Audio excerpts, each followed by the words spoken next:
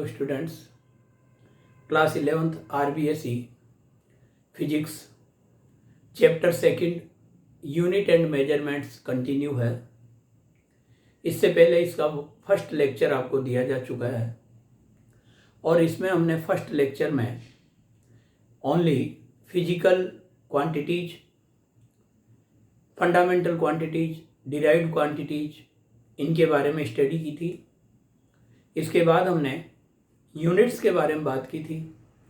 Unit क्या होती है, किसी भी क्वांटिटी को, किसी भी फिजिकल क्वांटिटी को मेजरमेंट करने के लिए जो फिक्स की गई वैल्यू है, जो डेफिनिट वैल्यू है, वही यूनिट होती है। इसके बारे में हमने डिस्कस किया था।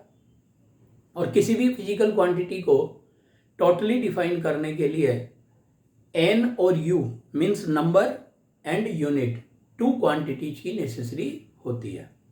तो ये हम ऑलरेडी डिस्कस कर चुके हैं। अब इसमें सिस्टम्स ऑफ यूनिट, ये आपके पास टॉपिक आता है, सिस्टम ऑफ यूनिट्स। तो यहां पर हमारे पास थ्री सिस्टम तो अलग है और एक फोर्थ सिस्टम है SI यूनिट इंटरनेशनल सिस्टम। तो पहले थ्री सिस्टम जो यूनिट्स के हैं, वो थ्री सिस्टम्स थ्री क्वांटिटीज की यूनिट के बेस पर बनाया। थ्री क्वांटिटीज जैसे मास, लेंथ और टाइम, ये जो थ्री क्वांटिटीज है ये मोस्टली मैकेनिक्स में यूज आती है। तो ये मैकेनिक्स में जब यूज आती थी, इन्हीं क्वांटिटीज के यूनिट्स के बेस पर थ्री सिस्टम आपको यहाँ पर दिए गए हैं। जैसे फर्स्ट सिस्टम जो दिया है वो है MKS सिस्टम। MKS सिस्टम, तो जैसे नाम से ही पता चल रहा है MKS सिस्टम। अब MKS सिस्टम कौन सा होगा, जिसमें जो लेंथ है वो मीटर में मेजरमेंट की जाए, मास किलोग्राम में और टाइम सेकंड में। उसी सिस्टम को हम MKS सिस्टम कहते हैं। M for metre, K for kilogram, S for second. तो द सिस्टम इन विच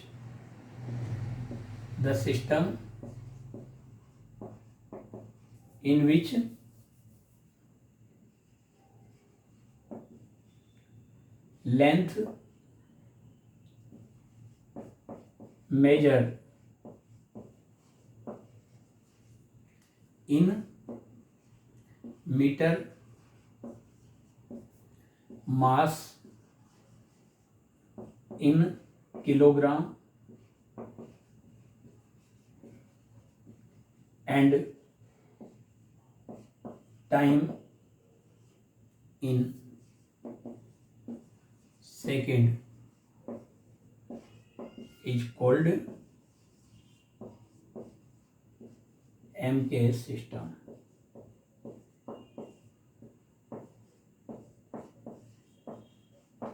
जिस सिस्टम में मास को किलोग्राम में, लेंथ को मीटर में और टाइम को सेकंड में मेजर किया जाता है, वो MKS सिस्टम होता है। ऐसे सेकंड सिस्टम आता है CGS सिस्टम। तो अब इसको डिफाइन करना बहुत इजी है। C for centimetre, G for gram and S for second means the system in which length measure in centimetre and the system in which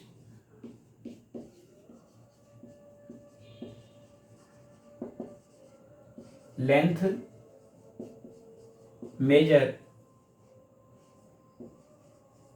in centimetre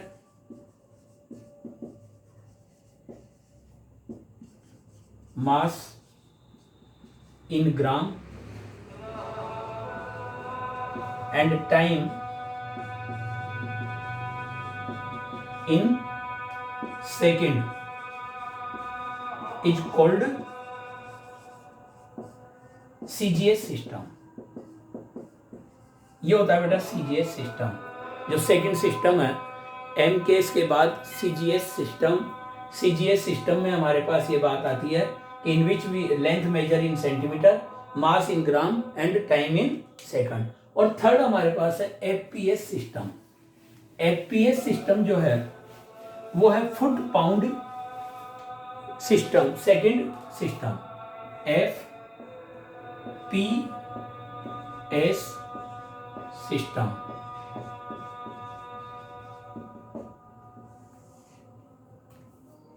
The system in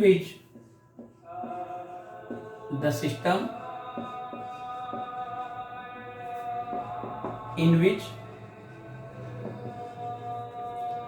length measure in foot, mass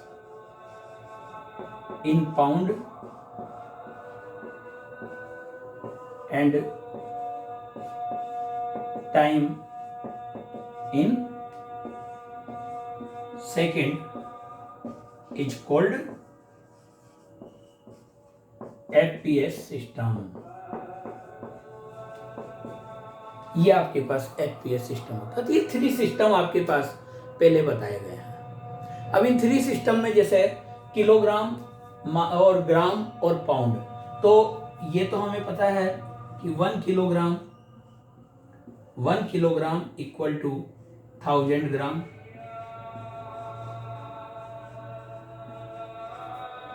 और इसको हम note कर सकते हैं 10 to power 3 ग्राम। ये 1 2 3 10 to power 3 ग्राम। तो यहां से एक बात ये भी आ जाती है 1 gram equal to 1/10 to power 3 kilogram और 10 टू पावर -3 किलोग्राम। तो कभी भी अगर ग्राम को किलोग्राम में कन्वर्ट करना हो तो आप क्या करेंगे, 10 टू पावर -3 से मल्टीप्लाई करेंगे।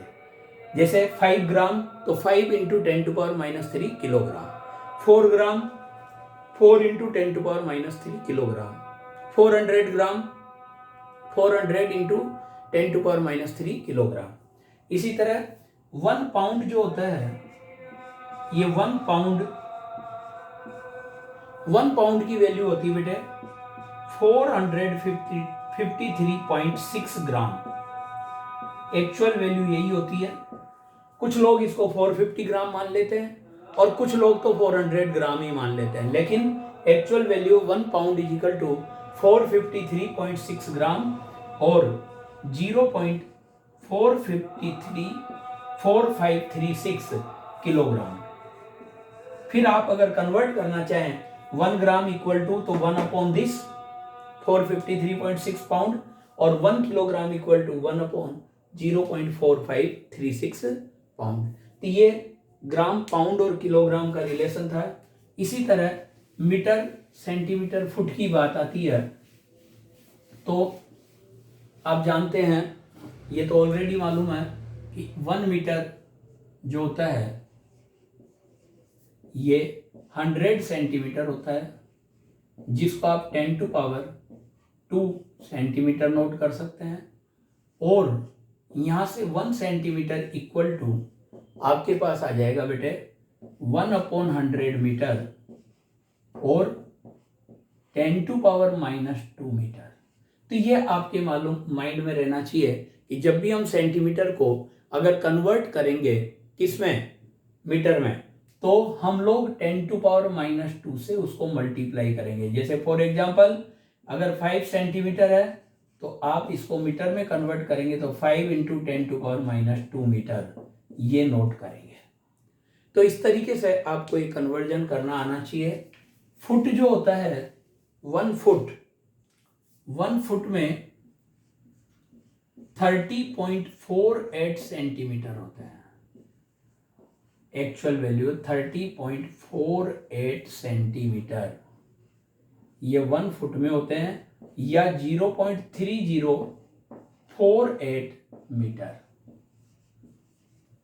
हम अप्रोक्सीमेट 30 सेंटीमीटर मानकर चलते हैं, बट एक्चुअल वैल्यू 30.48 सेंटीमीटर होता है।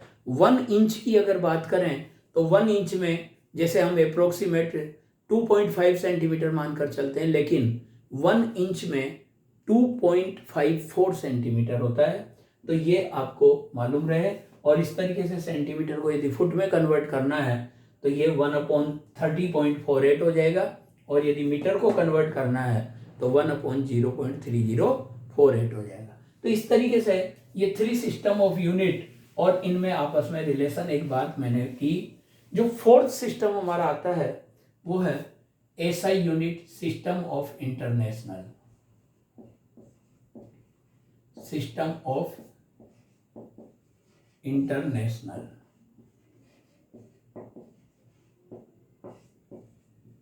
SI यूनिट शॉर्ट में इसे बोला जाता है। देखो बेटा, इंटरनेशनल लेवल पर वेट एंड मेजरमेंट की एक कमिटी बनी हुई है। इंटरनेशनल लेवल पर वेट एंड मेजरमेंट की एक कमिटी है जिसका हेड ऑफिस पेरिस में है। तो जो सिस्टम यूनिट का उस इंटरनेशनल लेवल पर बनी हुई वेट एंड मेजरमेंट की कमेटी के द्वारा दिया गया है, वही सिस्टम क्या कहलाता है? SI system. यानी हम ये कह सकते हैं this system given by a committee of weights and measurement at Paris. ये सिस्टम जो है वो इंटरनेशनल लेवल पर वेट एंड मेजरमेंट की जो कमेटी बनी हुई है पेरिस में, जिसका हेड ऑफिस है, उसके द्वारा दी गई सिस्टम है। अब इस सिस्टम में फंडामेंटल यूनिट्स, पहले फंडामेंटल यूनिट्स की बात हम करते हैं। फंडामेंटल यूनिट्स, फंडामेंटल क्वांटिटीज की जो यूनिट होगी वो फंडामेंटल यूनिट्स होगी। Units of fundamental quantities is called fundamental units. तो ये जो फंडामेंटल यूनिट्स है उनमें जैसे किलोग्राम, फर्स्ट यूनिट है किलोग्राम, किसके? For length. SI सिस्टम में लेंथ की जो यूनिट ली जाती है वो किलोग्राम ली जाती है। मीटर,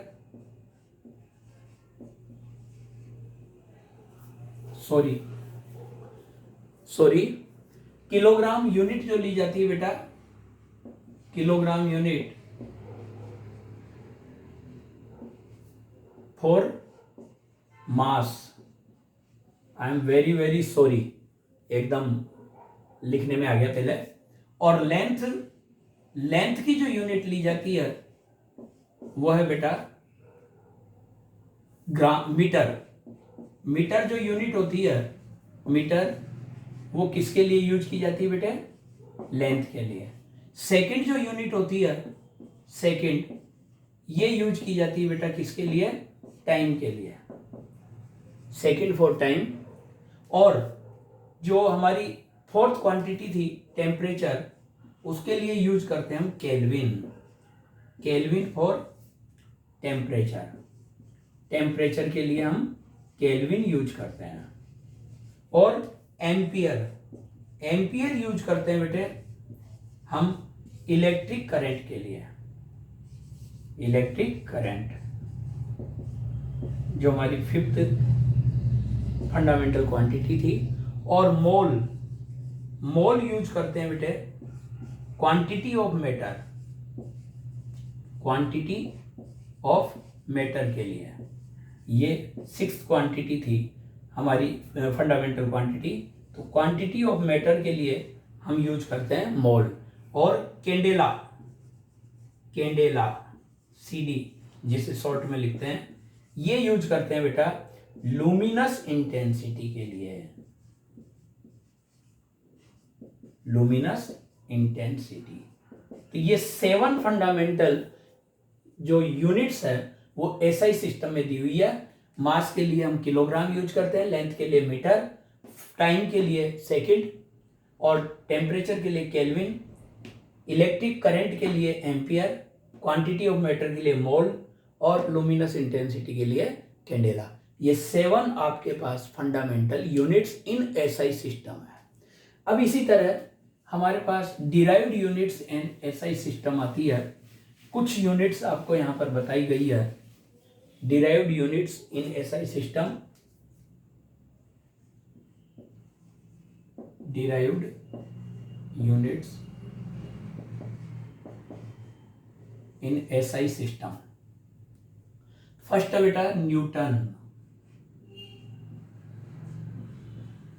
न्यूटन जो होती है यूनिट, ये फोर्स के लिए होती है, फॉर फोर्स, न्यूटन। सेकंड है जूल। जूल जो होती है ये होती है बेटा वर्क के लिए, जूल फॉर वर्क। थर्ड है बेटे वाट। ये जो वाट है ये होती है पावर के लिए, water for watt for power. Electric power हो चाहे मैकेनिकल पावर हो, दोनों के लिए वाट यूज की जाती है, डिराइव्ड यूनिट। और इसमें फ्रीक्वेंसी के लिए हर्ट्ज यूज करते हैं।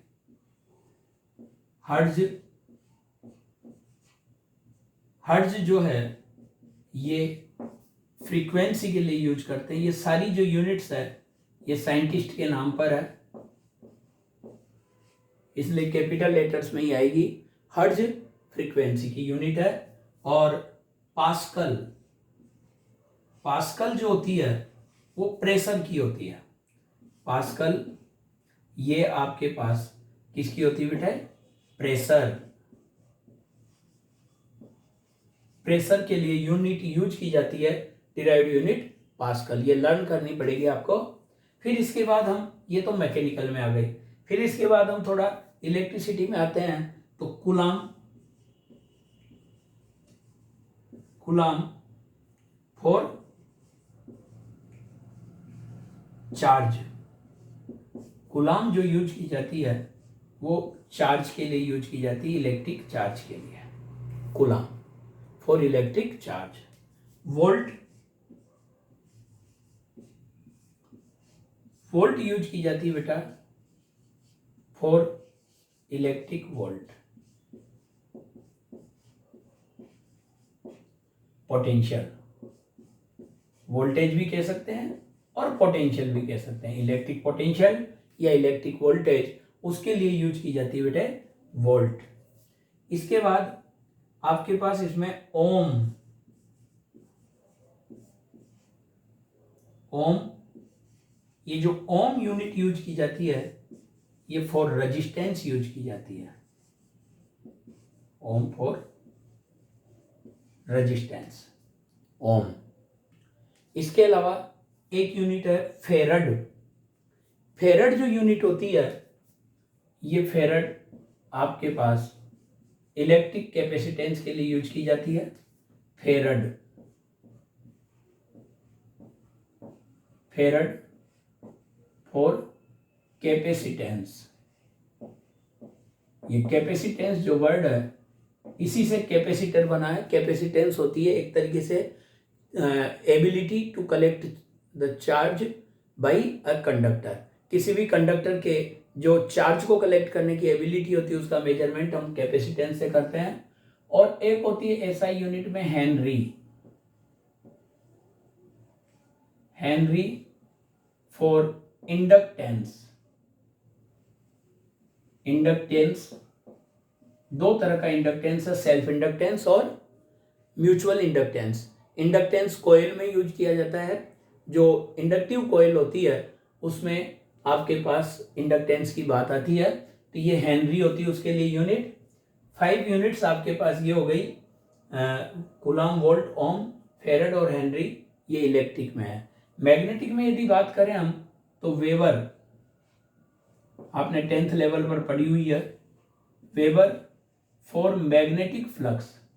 मैग्नेटिक फ्लक्स के लिए हम वेबर यूज करते हैं, मैग्नेटिक फ्लक्स के लिए वेबर। और एक होती है बेटा टेस्ला। टेस्ला, टेस्ला जो यूनिट होती है बेटे ये होती है, इसके लिए अपन 2-3 वर्ड यूज कर सकते हैं। एक तो मैग्नेटिक इंडक्शन, मैग्नेटिक इंडक्शन, और मैग्नेटिक फ्लक्स डेंसिटी, इसको भी यही बोलते हैं, मैग्नेटिक फ्लक्स डेंसिटी और मैग्नेटिक इंटेंसिटी या मैग्नेटिक फील्ड डायरेक्ट बोल दीजिए आप, मैग्नेटिक फील्ड। इन सब के लिए इनको सबको बी से डिनोट करते हैं और इनके लिए यूनिट जो यूज की जाती है वो है टेस्ला। तो इस तरह से हमारे पास डिराइव्ड यूनिट्स होती है एसआई सिस्टम की, न्यूटन फोर्स के लिए, जूल वर्क के लिए, वॉट पावर के लिए, हर्ट्ज फ्रीक्वेंसी के लिए, पास्कल प्रेशर के लिए, कूलाम चार्ज के लिए, वोल्ट किसके लिए, इलेक्ट्रिक पोटेंशियल के लिए, रेजिस्टेंस के लिए ओम, कैपेसिटेंस के लिए फेरड, इंडक्टेंस के लिए हेनरी, मैग्नेटिक फ्लक्स के लिए वेबर और मैग्नेटिक इंडक्शन या मैग्नेटिक फ्लक्स डेंसिटी और मैग्नेटिक फील्ड के लिए टेस्ला। तो ये हमारे माइंड में रहनी चाहिए। और 2 हमारे पास जो है वो सप्लीमेंट्री यूनिट्स है, वो भी एसआई सिस्टम में दी हुई है। सप्लीमेंट्री यूनिट्स क्यों वर्ड यूज किया उनके लिए, supplementary units in SI system,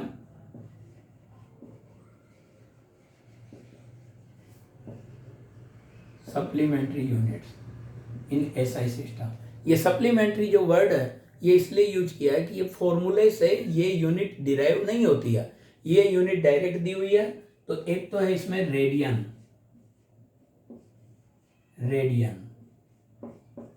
ये जो रेडियन है बेटा ये है फॉर एंगल, एंगल के लिए रेडियन यूज की जाती है। और steradian,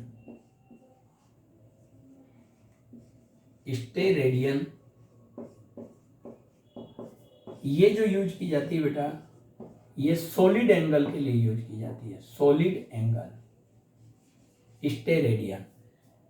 solid angle three dimensional जो ऑब्जेक्ट्स होते हैं उनमें बनता है, जैसे कोन में, क्यूब में, क्यूबॉइड में और स्फेयर में, इनमें सॉलिड एंगल बनता है। और जो 2 डायमेंशनल ऑब्जेक्ट होते हैं जैसे triangle, rectangle, square, rhombus, parallelogram, इन सब में क्या बनता है, एंगल बनता है। तो एंगल की जो एसआई यूनिट है वो है रेडियन और सॉलिड एंगल की जो एसआई यूनिट है वो स्टेरेडियन है। वैसे angle is equal to arc upon radius होता है और आर्क अपॉन रेडियस से मीटर कैंसिल हो जाएगा, तो कोई यूनिट ऐसे आनी नहीं चाहिए, लेकिन हमने उसके लिए सप्लीमेंट्री यूनिट यूज की है रेडियन। सिमिलरली सॉलिड एंगल जो होता है ये एरिया अपॉन रेडियस स्क्वायर होता है। अब एरिया अपॉन रेडियस स्क्वायर में metre square upon metre square cancel out हो जाएंगे, तो कोई यूनिट नहीं आनी चाहिए, लेकिन हमने स्टेरेडियन यूनिट यूज किया। तो that's all for today, thanks.